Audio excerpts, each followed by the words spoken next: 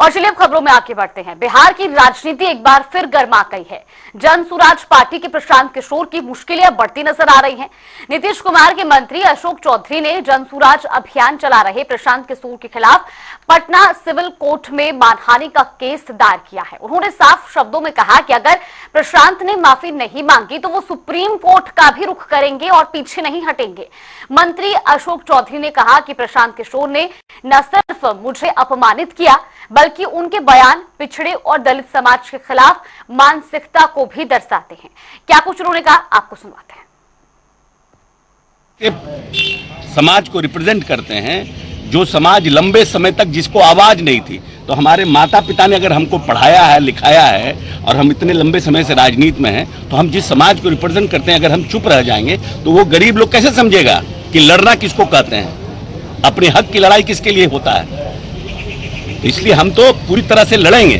और ये जो मानसिकता है पिछड़ा दलितों के खिलाफ में, जो ये मानसिकता है, इस तरह की भाषा का प्रयोग करना, इसको तो बंद करना पड़ेगा ना। आप कुछ भी बोलकर नहीं जा सकते हैं। तो हम तो उस तरह के बाहुबली है नहीं कि जाकर उनके यहाँ झगड़ा झंझट करें। तो वहीं प्रशांत किशोर ने अशोक चौधरी की ओर से मानहानि का मुकदमा किए जाने पर अब पलटवार किया है। उनका क्या कुछ कहना है, जरा आप भी सुनिए।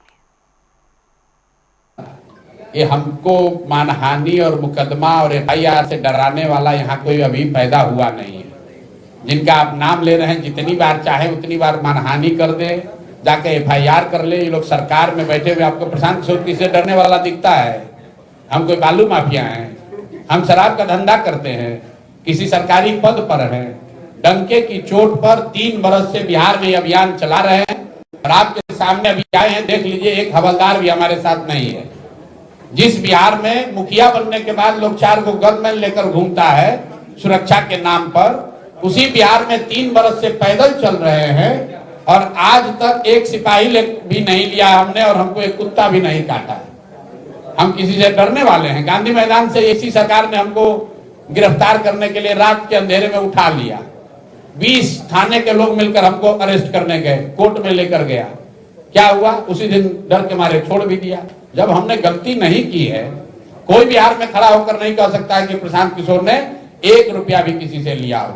कोई नहीं कह सकता है कि हमने कुछ गलत किया हो। कोई नहीं कह सकता है कि हम जाकर किसी को गाली गलौज कर रहे हैं।